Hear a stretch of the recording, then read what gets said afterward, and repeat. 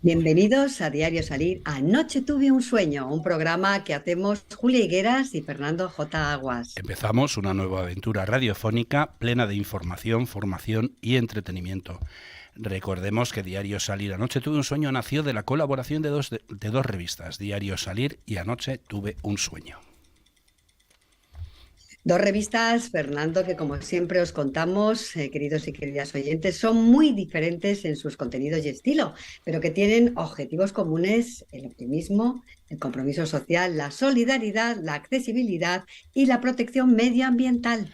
Siempre con sentido crítico, abierto a la esperanza y con vocación de servicio público. Como siempre, y es habitual en este programa, vamos a poner todo de nuestra parte para que disfrutéis viendo y escuchando, pues bueno, pues este programa, un programa hecho con mucho amor para que lo disfrutéis y lo paséis súper bien con nosotros. Las mejores y más bellas cosas de este mundo, como decía Helen Keller, no pueden ser vistas o incluso escuchadas, deben ser sentidas con el corazón. Y eso es lo que intentamos hacer aquí, ¿verdad, Fernando? Sí, pero bueno, ya sabes que los verdaderos protagonistas son los invitados que siempre tienen cosas muy interesantes que contarnos y de quienes aprendemos mucho en cada programa. Dinos por favor, Julia, ¿de qué vamos a hablar hoy? Pues mira, Fernando, hoy vamos a hablar en la primera parte de turismo y en la segunda de afectadas por la ley del solo sí es sí. ¿Y qué invitados nos van a acompañar hoy para tratar estos interesantes temas? Pues hoy nos van a acompañar Carlos Garrido, presidente de CEA, Confederación Española de Agencias de Viajes, y vicepresidente de la Mesa de Turismo, entre otras muchas cosas, ¿eh? Y Emilia Zaballos, abogada y presidenta de la Fundación Zaballos, también entre otras muchas cosas más, que vamos a ir desgranando mientras empecemos a conversar con ellos, ¿eh? Vamos a dejar ahí algunas cositas en el tintero. Pues si te parece empezamos, no sin antes decir que normalmente contamos con los invitados en el estudio, pero que hoy por diferentes razones no pueden estar aquí y nos van a acompañar por Zoom, incluida tu compañera, que a saber por dónde andas, y yo aquí solo en el estudio y a punto de echarme a llorar. Ay, de verdad, Fernando.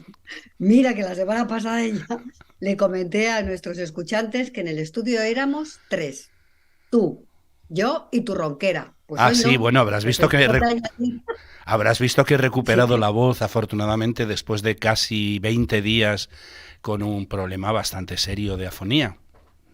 sí, pero hoy dices, bueno, ya no tengo casi ronquera, pues ahora añado las lágrimas, ¿no? Para Sí, que volvamos a ser tres. Pues sí, mira, que ya, no seas melodramático, que no exageres, ¿eh? Que aunque no esté ahí presencialmente, ya sabes que mi espíritu está contigo. sí, Y dicho esto, queridas y queridos oyentes, empezamos. Esto es Diario Salir. Anoche tuve un sueño, que se emite por streaming en www.clickradiotv.es, en sus redes y en su canal Twitch. También estamos en la televisión, cada día más cadenas de televisión de la mano de Telesur Madrid, desde el canal 40 de la TDT madrileña y en Diámetro TV y en el canal 33 de la TDT Canaria para todo el archipiélago. ¿tienes hambre, Julia? Porque Yo, sabes, te vuelves a comer las W de... sabes que como no desayuno, llegan estas horas y ya, pues bueno, me como lo que sea. Bueno, Hasta pues los frutos, me da igual. vamos a decir que también estamos en radio y se emite en Radio Cadena Española Madrid, Radio Cadena Castilla-La Mancha, Turia 78 de Paterna, Valencia, Click Radio TV de Tordesillas, Radio Madrid Sierra y Radio Matorral Serrana de Montejo de la Sierra de Madrid para toda la zona noreste de Madrid y parte de la provincia de Guadalajara, y en Radio Tietar de Ávila para las 30 poblaciones de la comarca. Bueno, pues a todos los oyentes, televidentes y twitcheros, un cordial saludo desde Madrid. Pues al lío, que ya tenemos iba a decir en el estudio, por Zoom a nuestro primer invitado.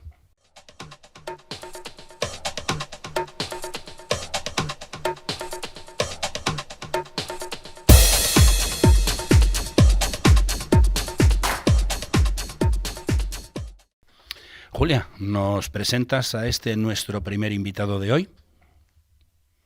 Claro, Fernando, y tenemos con nosotros a un gran conocedor del turismo. Deja que se lo presente a nuestra audiencia, ¿eh? Yo te dejo, yo te dejo. Dejada estás. Carlos Garrido es presidente de CEA, como habíamos anunciado al principio, Confederación Española de Agencias de Viajes. Vicepresidente de la Mesa de Turismo, vicepresidente del ICTE, Instituto de la Calidad Turística, miembro de Conextur, Consejo de Estado de Turismo, miembro del comité organizador de FITUR y del Japan Advisory Board. Es también director de Relaciones Institucionales de Aboris y miembro del comité ejecutivo del Consejo de Turismo de la COE y de CEPIME y de la Mesa de Turismo. Bueno, madre mía. Bueno, y además, Julia, deja que apunte yo ahora que a lo largo de estos años, Carlos Garrido ha compaginado su actividad profesional con puestos de relevancia representativa e institucional como la presidencia de UNAP, Unión Nacional de Agencias de Viajes, la vicepresidencia de GEPTA, Guild of European Business Travel Agents, y la vicepresidencia también de AEDAVE, Asociación Empresarial de Agencias de Viajes. Ha sido presidente de AGE, Asociación de Jóvenes Empresarios, y miembro del Consejo Directivo de la Comisión de Turismo de CEIM, Confederación Española, de Empresarios Independientes de Madrid, y de la Cámara de Comercio de Madrid. Es medalla al mérito por la internacionalización turística en Iberoamérica y en la Conferencia Iberoamericana de Ministros de Turismo y Empresarios, celebrada en 2022, celebró la insignia de oro como prócer del turismo español en Latinoamérica. Habrás visto que he recuperado la voz, pero no la empanada sigo teniéndola. Bueno, el caso es que siempre vamos a ser tres en el estudio, no importa. Esto, Sí, de Lady Di, no pasa nada. hoy toca empanada. Bueno, bueno, Fernando, pues nada, nuestro primer invitado, ¿sabes? Acaba de llegar de Egipto. Menuda envidia me da, ¿eh? Bueno, buenos días, Carlos Garrido. Muchísimas gracias por acompañarnos esta mañana y por querer compartir estos minutos de radio con nosotros. Hola, buenos días. Muchas gracias y estoy encantado de estar aquí con vosotros y efectivamente recién llegado de Egipto. Soy un enamorado y como habéis visto en mi currículum soy un agente de viajes y un enamorado de los viajes y cada vez que puedo pues me voy de viaje. Pues ya nos explicarás qué se te ha perdido en Egipto, porque vamos, no entiendo yo que haya alguien que quiera ir para allá.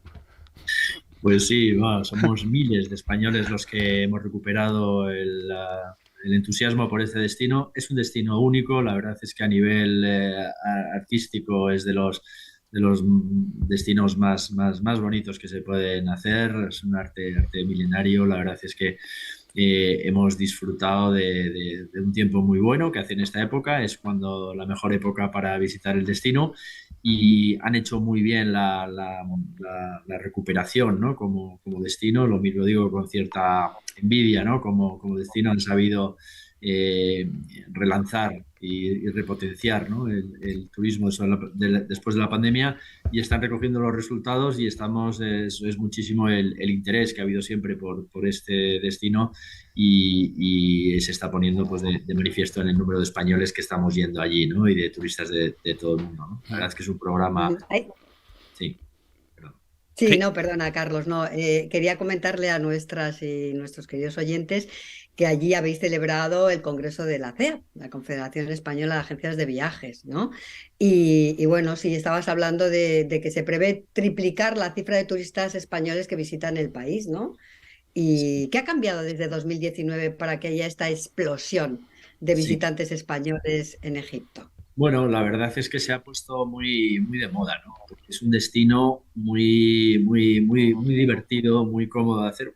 Nada descansado, ¿eh? Yo he venido totalmente agotado de unos madrugones de ver, pero todo muy apasionante, ¿no? Tanto hemos hecho un circuito de un crucero por el Nilo de 4 días, desde Luxor hasta Asuán, con las paradas pertinentes, a cual más bonita y luego 3 días en el Cairo, que también merece la pena porque son muchas las cosas que se pueden visitar, los museos, las pirámides y, bueno, es un destino que siempre, la verdad es que lo hemos estudiado todos desde pequeñitos en los libros de historia y todos, es un destino que casi que es de obligado cumplimiento, ¿no? Todos tenemos que ir allí, ¿no? Porque realmente tienen un estado de conservación del arte pues muy bien conservado, están haciendo pues muy bien las labores y realmente pues hay muchísimo interés y es lógico porque es un destino especial y apasionante. Carlos, eres presidente de CEAP, estás en contacto con muchas agencias. Yo te voy a pedir, por favor, que les digas que necesitan a alguien que les lleve las maletas a estos viajes, que cuenten conmigo. Y dicho esto en plan de broma, deja a Julia que le pregunte a Carlos Garrido por Jordania y Egipto, que son destinos que están teniendo mucha aceptación, como ya nos comentaba, entre los viajeros españoles. ¿Por qué estos dos destinos y no otros?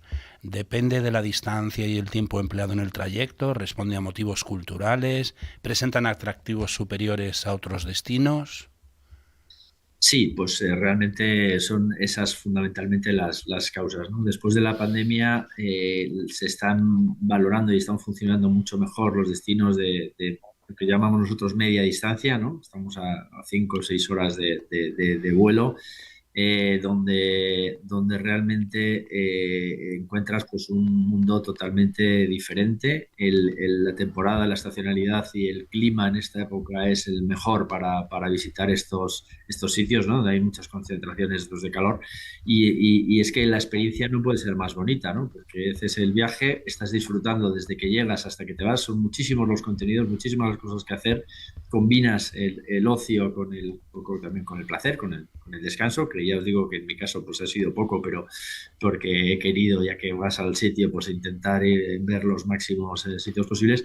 Y tanto Egipto como Jordania son destinos que están allí tiro a un precio muy razonable. Las agencias de viajes tenemos unos paquetes muy ajustaditos, donde el equilibrio entre la calidad y el precio es muy buena, y eso hace pues que haya este aluvión y este exceso de demanda. Han sido 2 años en los que la gente no ha podido viajar. Hemos estado viendo pues eso, por la televisión, y hemos estado con ganas, y a la que hemos podido, pues hemos salido todos como cohetes, ¿no? Y realmente, pues afortunadamente, pero también para el turismo y para las agencias de viajes, se ha restablecido los índices que ya manejábamos en el año 2019. Se ha hecho progresivamente durante este año, desde que terminó la última variante de Omicron, y realmente a día de hoy ya podemos decir que el tráfico de turistas para estos destinos pues está siendo equivalente o en algunos casos superior al del 2019. Bueno, pues eso es motivo de felicitación, ¿eh? Y de celebración, así que lo celebrarás mucho estas Navidades. Bueno, Carlos, tú pensarás que dirás, vamos a hablar otra vez de Egipto. Esta mujer la tiene contratada la oficina de turismo, pero no, soy una enamorada de Egipto y también soy una enamorada de la sostenibilidad. Entonces, como hemos comentado, ¿no? Que estaba de moda este país, en una de sus ciudades, en Sharm el Sheikh, que es una ciudad maravillosa que tengo el gusto de conocer, se acaba de celebrar hace nada la COP27, que es la Cumbre Mundial sobre la Sostenibilidad. ¿Cómo se puede hacer de la industria turística una industria más sostenible, Carlos? Pues mira, la industria turística tenemos una responsabilidad adicional en el tema de la sostenibilidad, ¿no? Realmente, de los 17 objetivos de sostenibilidad que se fijaron en la Agenda 2030, puedo decir que los 17 tienen que ver con el turismo. Todos tenemos una responsabilidad en el turismo con estos objetivos y con estos objetivos de sostenibilidad que se fijaron en la agenda. Y las agencias de viajes tenemos mucho que decir. Nosotros somos los organizadores de viajes, ¿no? Entonces nosotros tenemos una capacidad, por un lado, de elección de los proveedores y de los destinos que apuestan por la sostenibilidad, y luego además tenemos una responsabilidad como, al final, aquí pues trabajamos más de 70.000 empleados en España, 9.500 puntos, tenemos una responsabilidad también. Pero lo más importante es nuestro papel de prescripción, y porque nosotros tenemos esa capacidad de aconsejar a nuestros clientes cuáles son los proveedores que apuestan y que tienen políticas realmente que apuestan por la sostenibilidad, y también esos destinos que están dando también pasos firmes. Nuestro objetivo es que los destinos que hemos ido a ver, ¿no?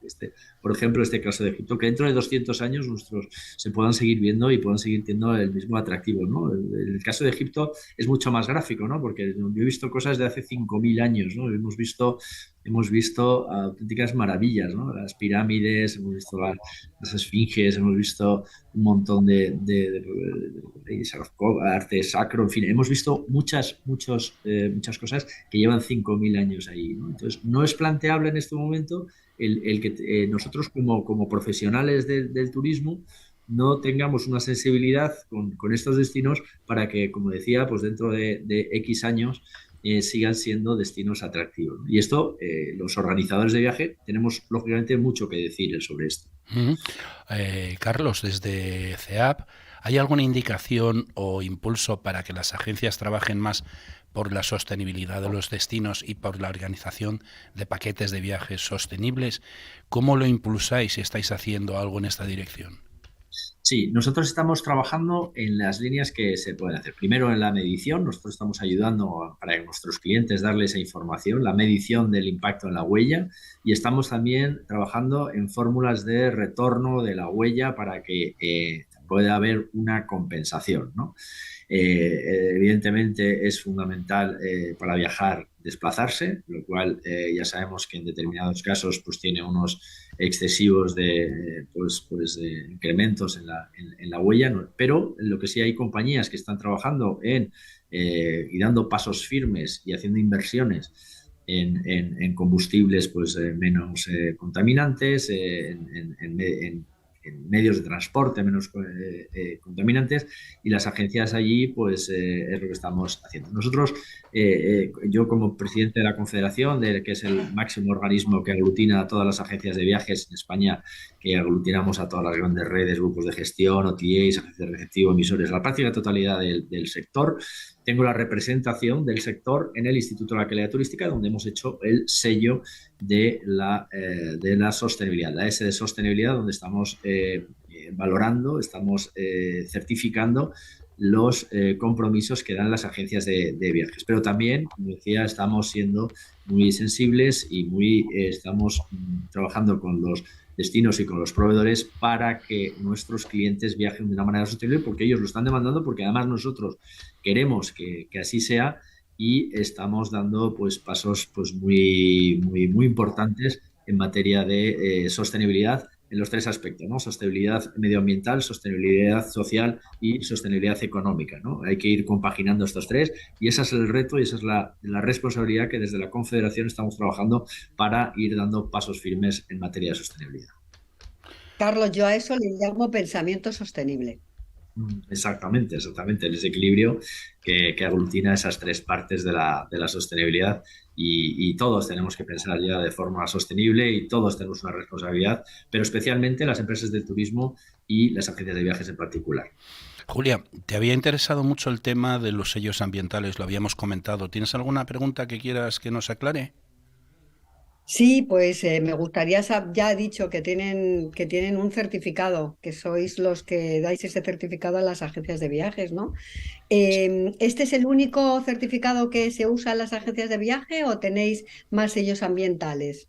No, no, no. Hay tres iniciativas muy importantes que están liderando los principales grupos de gestión, en los que efectivamente se valoran pues todo lo que son las técnicas de medición, sobre todo, y de reposición de huella, y se están de alguna manera certificando los procedimientos y los compromisos. No, esto no vale con decirlo ni con serlo, hay que demostrarlo, y además queremos demostrar a nuestros clientes que las agencias de viajes estamos apostando y estamos dando esos pasos firmes, ¿no? Entonces, estos se han hecho unos procedimientos, ya digo que hay tres importantes que se están, donde se están un poco valorando estos pasos, y donde se están certificando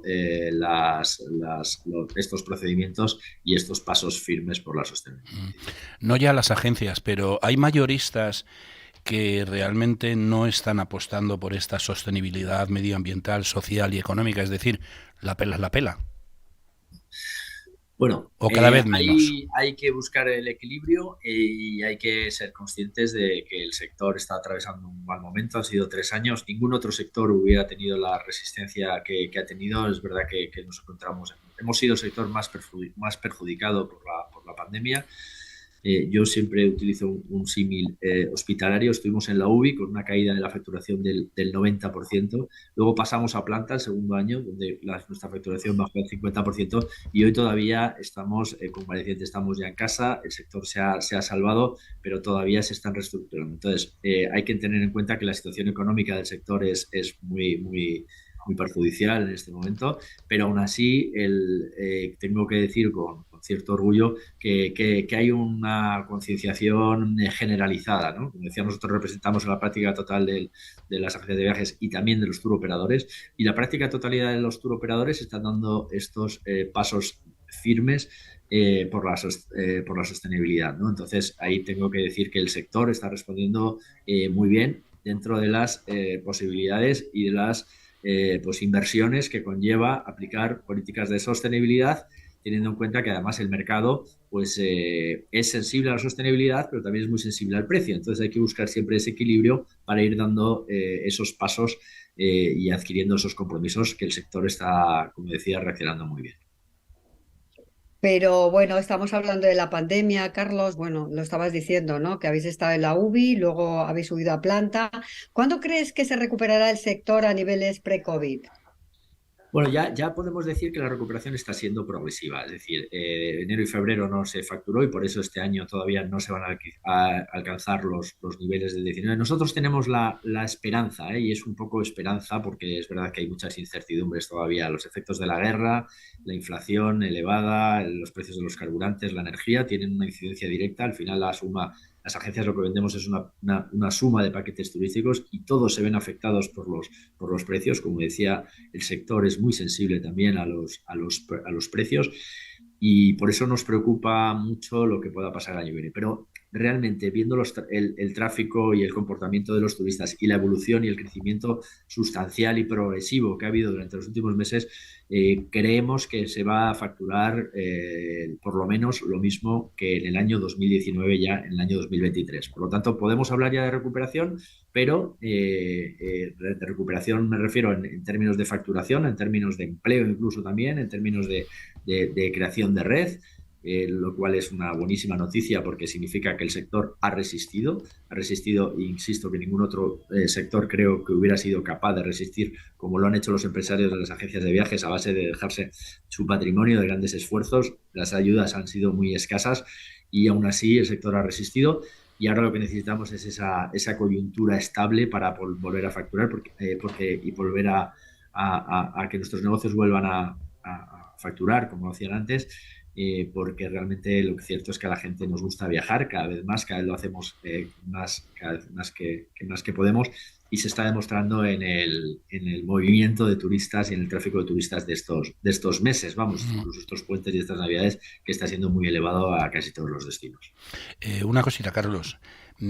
Ahora hablaremos de cifras de turismo, pero comentabas que se ha recuperado el empleo, que el sector ha resistido, pero cerraron muchas agencias durante la pandemia.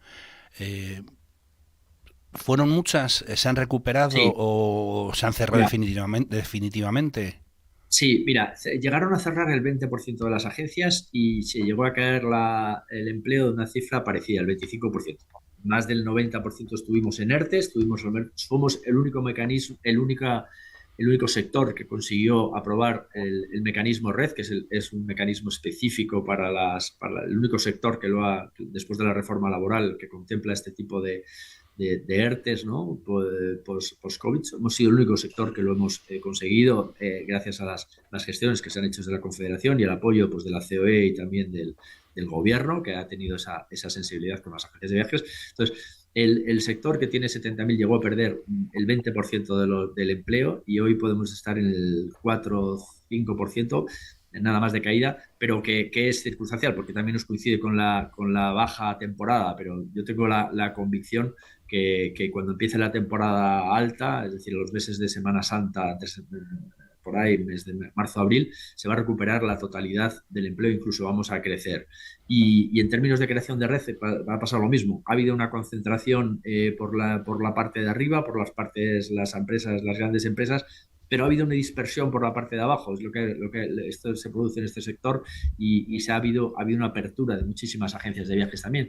Por lo tanto, creo que durante el año 2023 vamos a recuperar también la misma red de agencias que teníamos, ¿no? Con un poco de concentración, insisto, por arriba, en lo que son las grandes redes, las grandes empresas del sector, pero con dispersión por abajo, que va a hacer que el número se mantenga estable cuando termine el año 2023. Voy a dar unas cifras de turismo, Carlos, para situarnos. En 2019 llegaron a nuestro país 83,5 millones de personas. En 2020 la caída fue brutal, como comentabas, y nos quedamos en 19 millones aproximadamente. En 2021 subió a 31 y hasta octubre de 2022 han llegado a España 63 millones.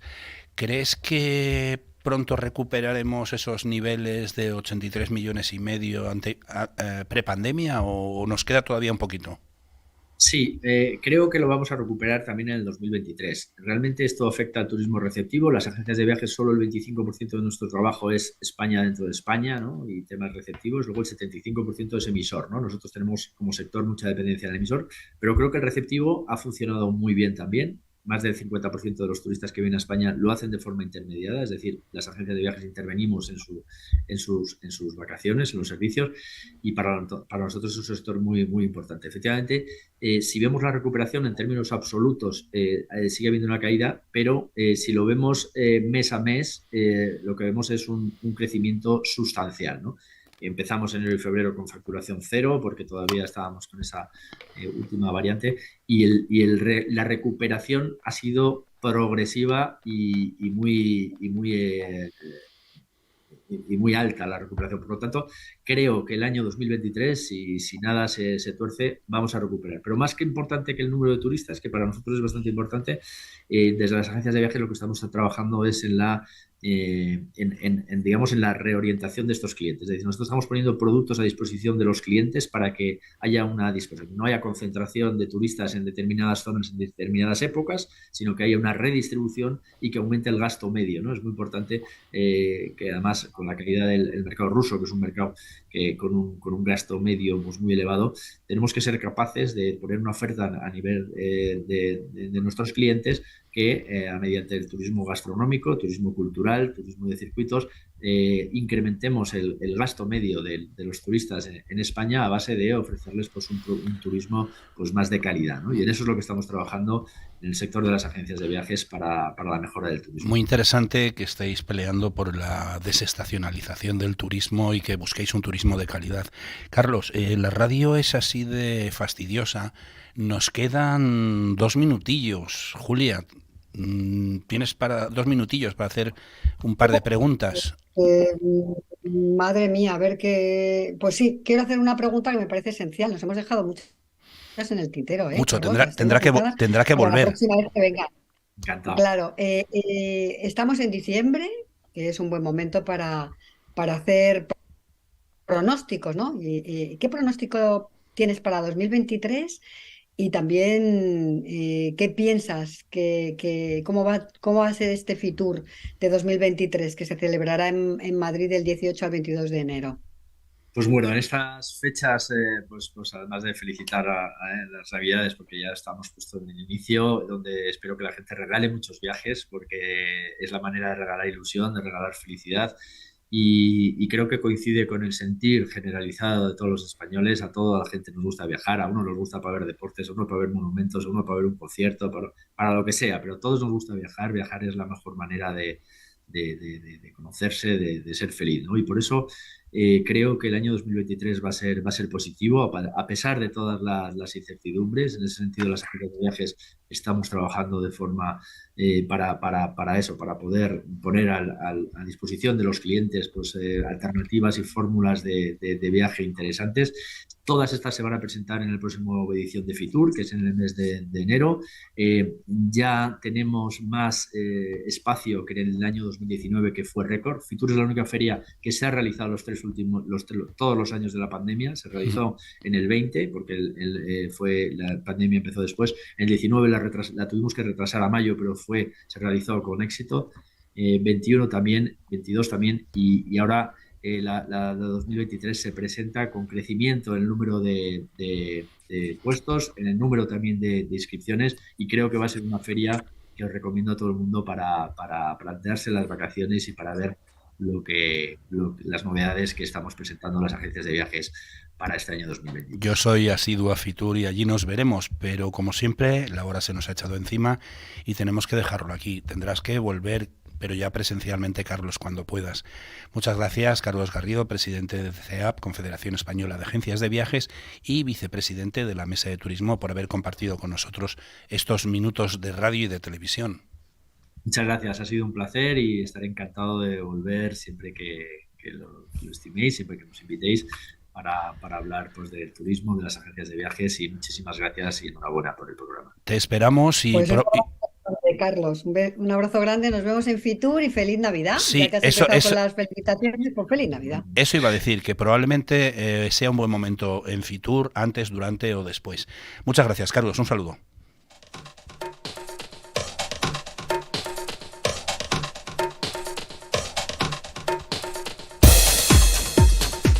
Segunda parte del programa, Julia, recuérdanos quién nos acompaña ahora.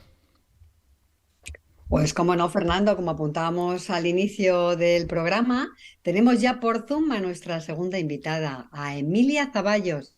Bienvenida, Emilia, a Diario Salir Anoche, tuve un sueño. Gracias por estar con nosotros, Emilia. Un abrazo muy fuerte. Qué alegría estar con vosotros de nuevo. Gracias a Fernando y gracias a Julia por darnos esta oportunidad, una vez más luchando por esas cosas y esas situaciones duras que la sociedad nos reclama que le ayudemos, ¿no? No, tenemos que darte las gracias a ti porque siempre estás dispuesta a contarnos las cosas tan interesantes que hacéis desde la Fundación Zaballos y que ahora vamos a comentar, ¿verdad, Julia? Pues sí, Fernando, Emilia Zaballos Pulido ha estado ya varias veces en este programa y muchos de nuestros y nuestras oyentes y televidentes ya la conocen de sobra, pero como nuestro programa tiene nuevas emisoras y también nuevas televisiones como Telesur Madrid, pues vamos a contar un poquito, aunque de manera escueta, a ver si lo conseguimos, que es bastante difícil, Fernando. Sí, es complicado. Vamos a contar quién es Emilia Zaballos. Emilia es doctora en Derecho, cum laude por la Universidad Complutense de Madrid. Empresaria y fundadora, presidenta de Zaballos Abogados y de la Fundación Zaballos, colaboradora habitual desde hace más de 20 años en medios de comunicación nacionales, televisión, radio y prensa, es experta en procesos de mediación y negociación a todos los niveles y asesora impulsora del emprendimiento empresarial. No vamos a incluir, Fernando, todos los másters y estudios complementarios que ha realizado, porque se haría larguísima la lista y nos llevaría toda la hora de programa a enumerarlos. No, nos llevaría varios programas. Bueno, decíamos al principio, Emilia, que son muchos los temas que podríamos tratar contigo y no acabaríamos ni en varios días, pero queríamos hablar fundamentalmente de una nueva asociación creada por la fundación que presides, la Fundación Zaballos, para la defensa de los derechos constitucionales. Esta asociación es la primera asociación de afectados por la reforma de la ley orgánica del solo sí es sí, pero antes de hablar de ella vamos a recordar brevemente cómo están otros temas por los que también lucháis desde la Fundación Zaballos. Muy brevemente, vamos a dar un pequeño repaso. Lo primero que nos expliques qué es la Fundación Zaballos y cuáles son vuestros objetivos.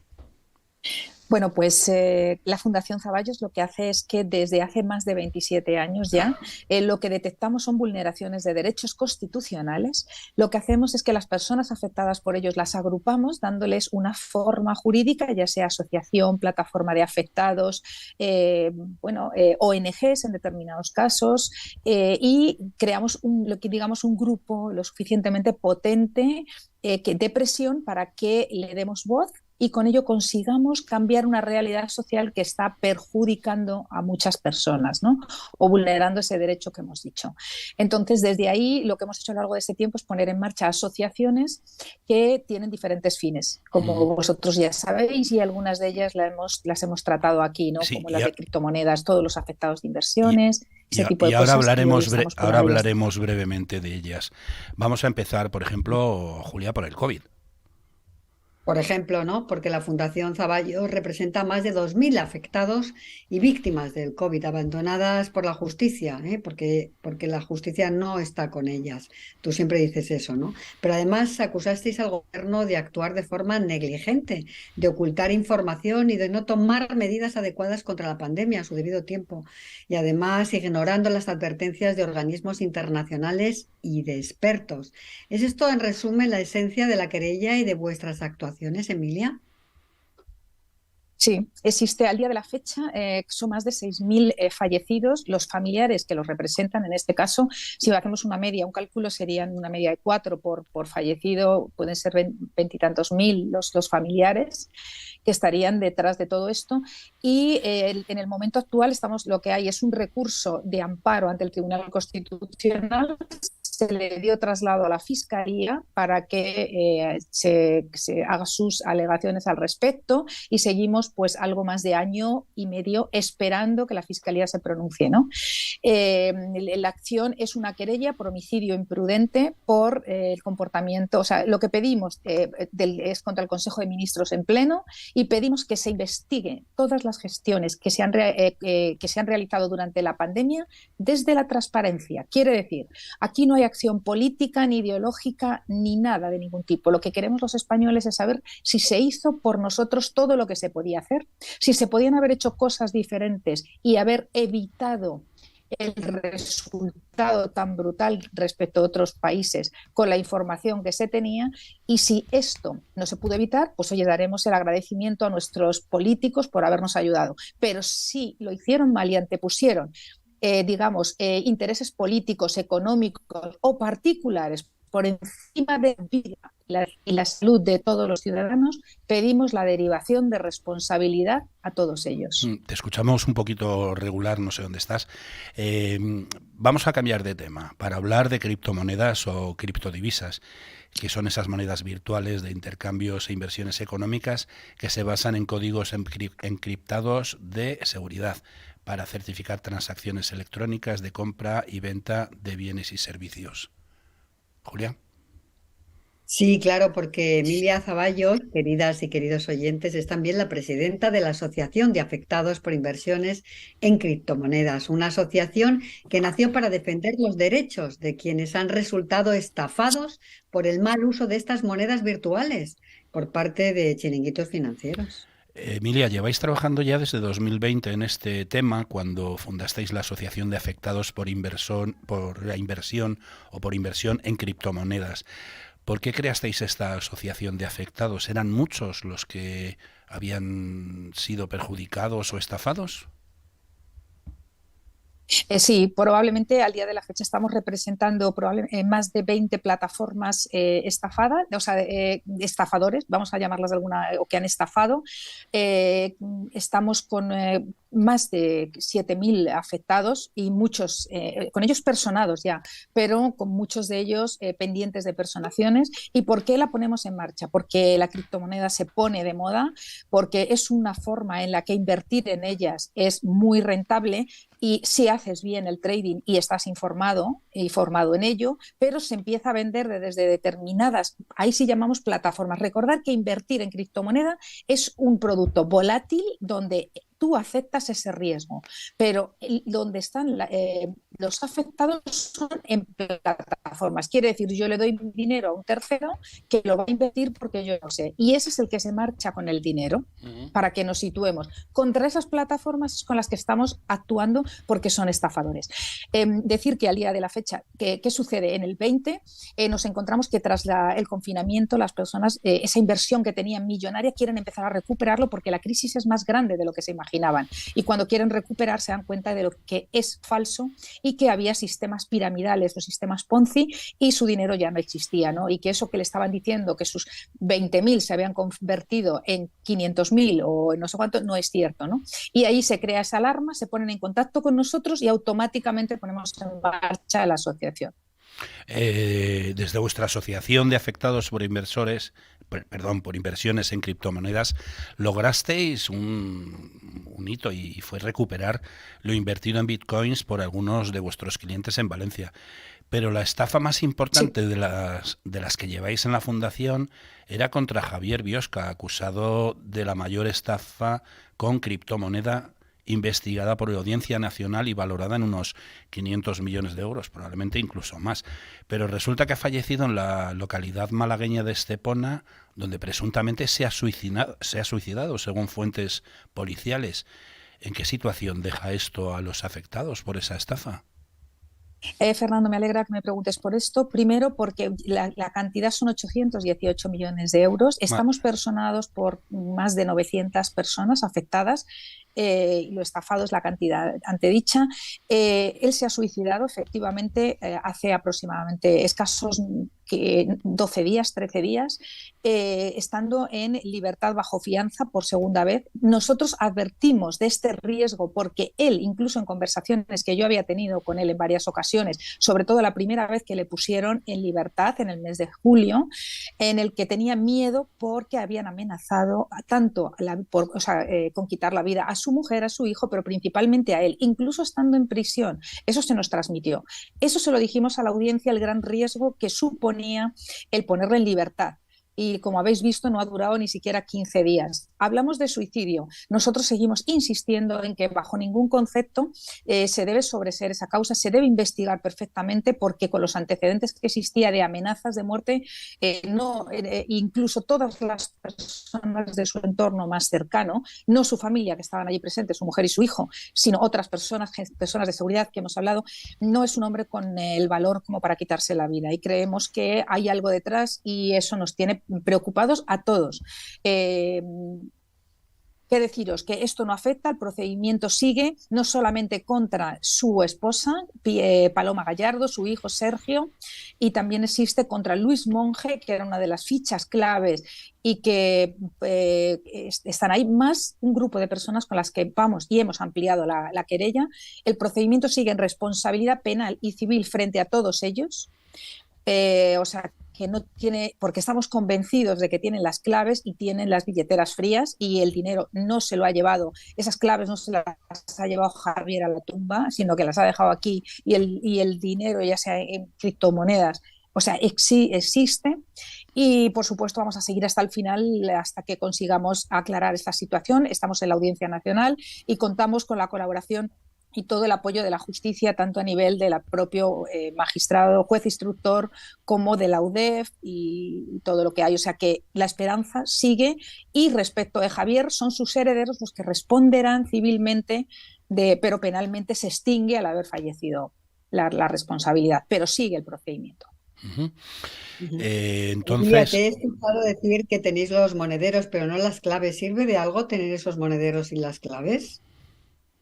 No, lo que he dicho es que estamos convencidos de que Javier no se llevó las claves a la tumba. O sea, los monederos los tienen, sabemos, porque hay disposiciones, porque ha habido cosas y porque además por ciertas circunstancias que no podemos desvelar en el programa, pero vamos, lo tenemos claro y Javier no se ha llevado el dinero.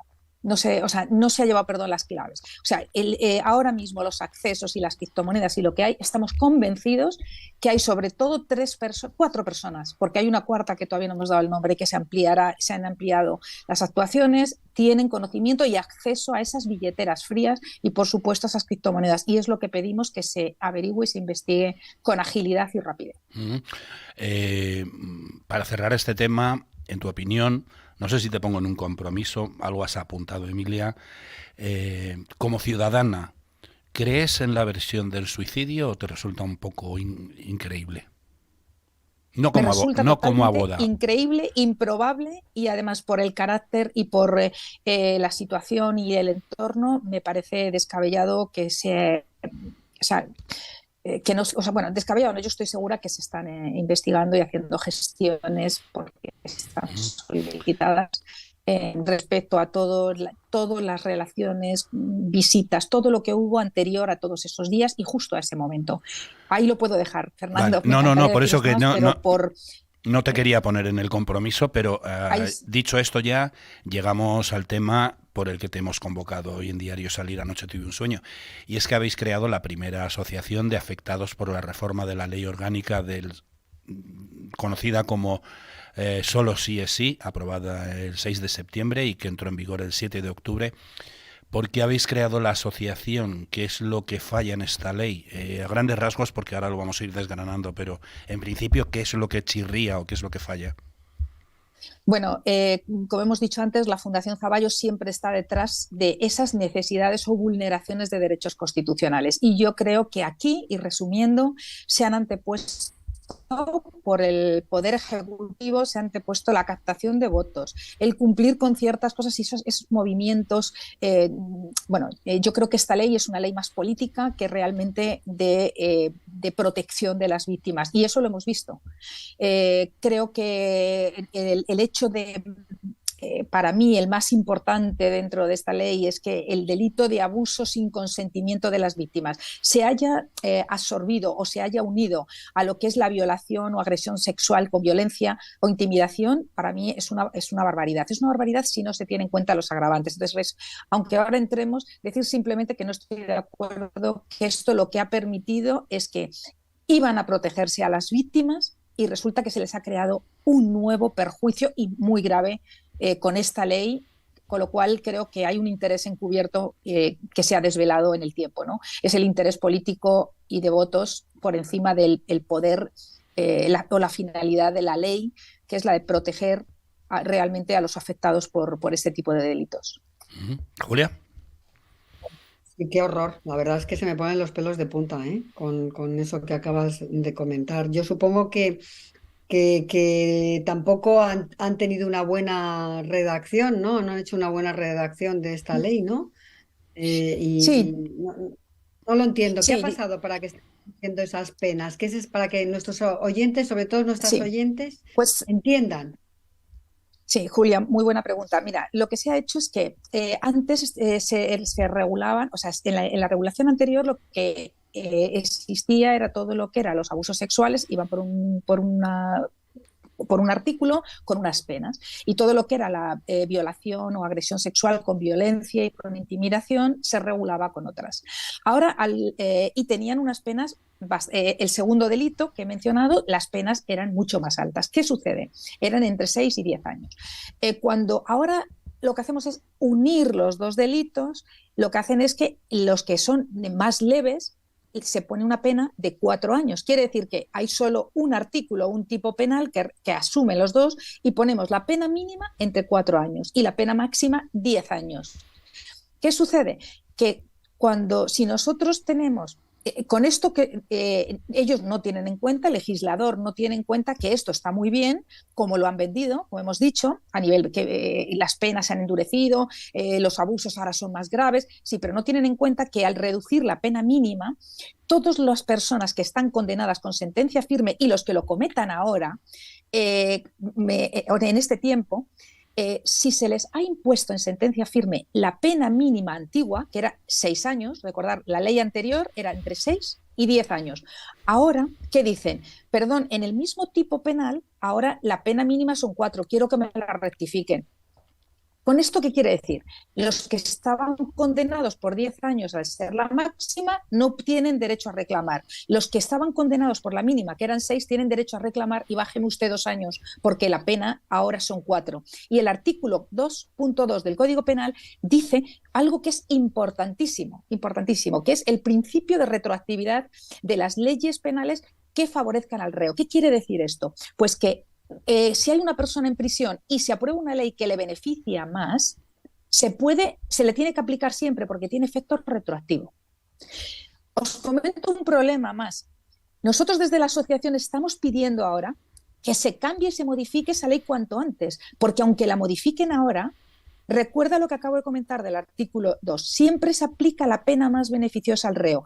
Entonces, aunque la cambien ahora y esto se modifique y se tenga en cuenta como agravante la agresión con violación violencia e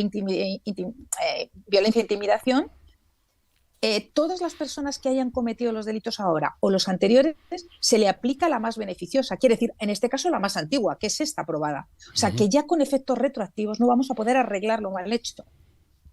Entonces, Indubio pro reo, en caso de duda siempre a favor del reo, y en caso de las leyes siempre se le aplica la más beneficiosa. Julia. Sí, bueno, yo la verdad es que no me voy a olvidar de esta ley, sinceramente, porque me parece inaudita, ¿eh? Cuando fue redactada la ley de solo sí es sí, varios organismos judiciales alertaron ya de estas lagunas. El Consejo General del Poder Judicial advirtió en un informe que la reducción de los límites máximos de las penas comportará la revisión de aquellas condenas en las que se haya impuesto las penas máximas según la regulación vigente. El Consejo Fiscal alegó que la norma va a resultar extremadamente difícil a la imposición de penas tan elevadas en su grado máximo. El Consejo de Estado señaló que la redacción es susceptible de mejoras que hagan el precepto más comprensible y riguroso. ¿Por qué crees que no se han tenido en cuenta estas consideraciones? Apuntabas que era por motivos políticos, por motivos de votos, porque estamos ya casi en campaña preelectoral, ¿no? ¿Hay Julia, alguna lo bueno de vuestro programa es que nos dais libertad para decir, mira, cuando hay tres poderes, que es el poder ejecutivo, el legislativo y el judicial, cuando unos invaden las competencias de otro, lo que salen son chapuzas. Y aquí el ejecutivo no puede legislar, porque el ejecutivo tiene unos fines totalmente diferentes al legislativo. Cuidado, sin decir que efectivamente el ejecutivo propone leyes y es el legislativo el que las aprueba. Y yo me pregunto, cuando la ministra de Igualdad o el Ministerio de Igualdad propone esta ley y hay estas incongruencias y hay estos informes, no solamente por parte de todo lo que hemos dicho, el Consejo General del Poder Judicial, todo esto, y además de los propios letrados del Congreso, cuando esto se le da a los diputados para que voten, ¿en qué estaban pensando? Es que no se leen y no hacen su trabajo bien para ver, en vez de votar a favor de esta... O sea, tenemos que extender esa responsabilidad no solamente al Ministerio de Igualdad, que por supuesto está ahí, y la administración y la responsabilidad patrimonial del Estado con los daños que se cree, sino también por qué los diputados ante este asesoramiento votan y lo aprueban después. O sea, el Poder Legislativo tiene parte, dejarse manipular y manejar por el Poder Ejecutivo.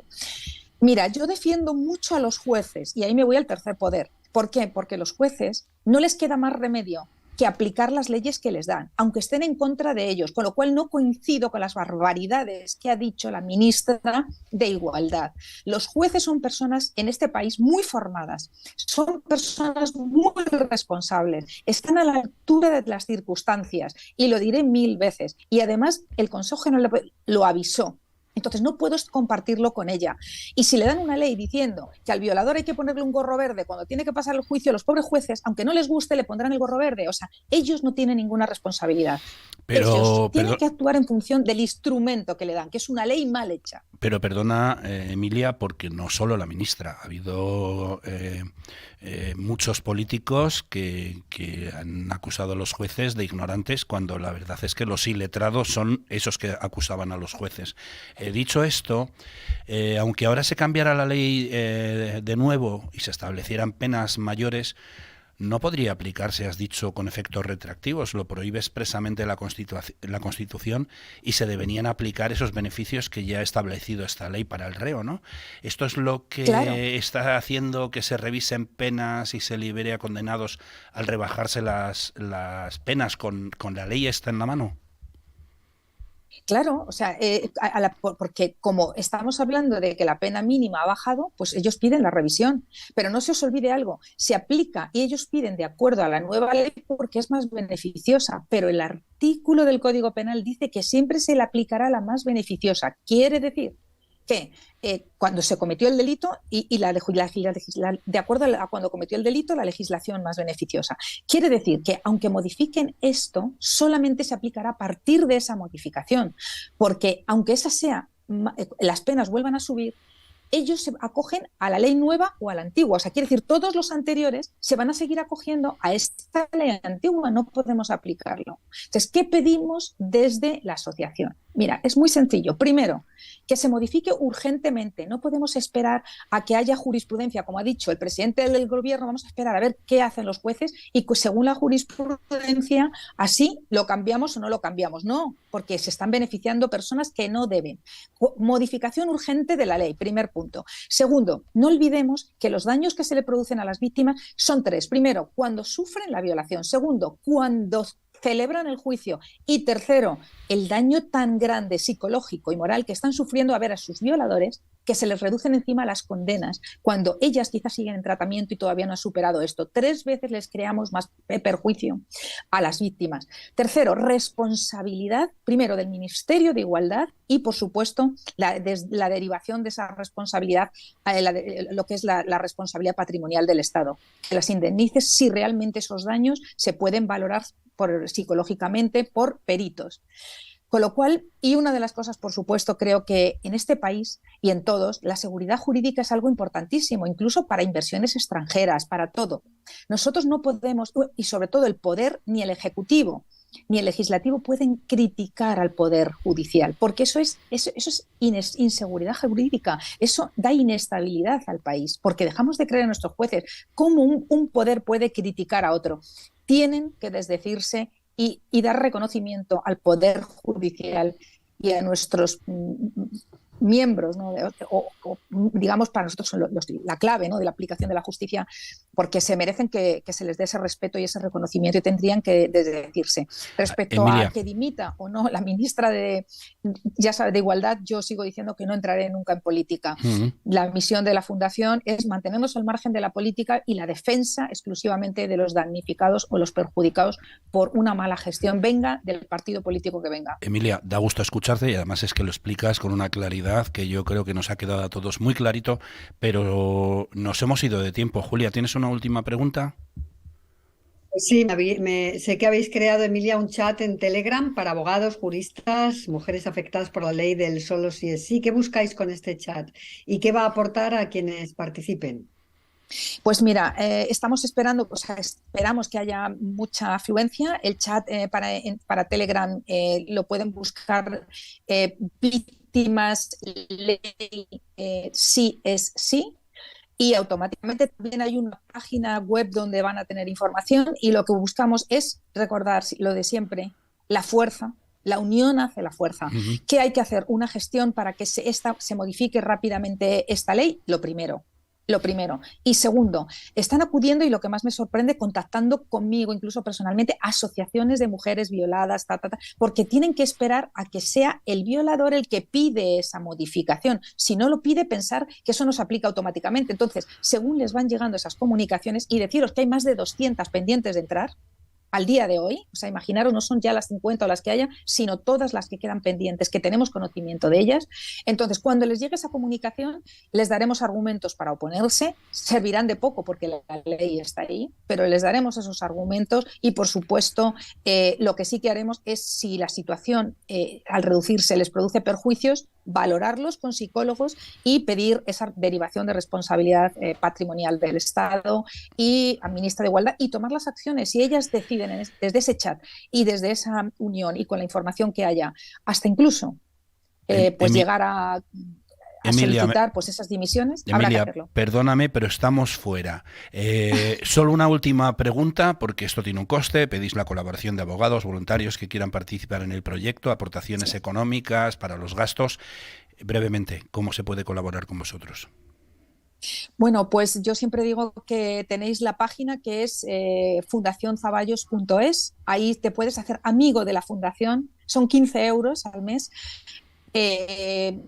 Yo pido que todas las personas que quieran ayudar, porque por supuesto es la forma, hacerse amigo de la Fundación, no solo por este objetivo, sino también porque no se os olvide que tenemos en marcha la Asociación de Prácticas Coercitivas de la Agencia Tributaria o Administraciones Públicas, las prácticas abusivas de las compañías aseguradoras. Sí, o sea, nosotros estamos defendiendo. Tenéis muchas cosas, la verdad, me vas a tener que perdonar, pero estamos fuera.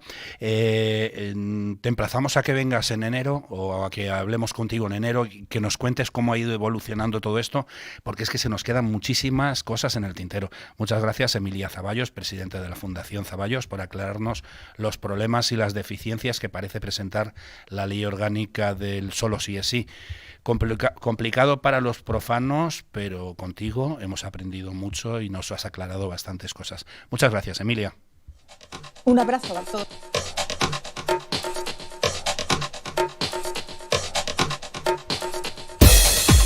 Julia, estamos fuera. Esto ha sido todo, amigos, escuchantes, videntes por streaming, tedeteros canarios y ahora también twitcheros.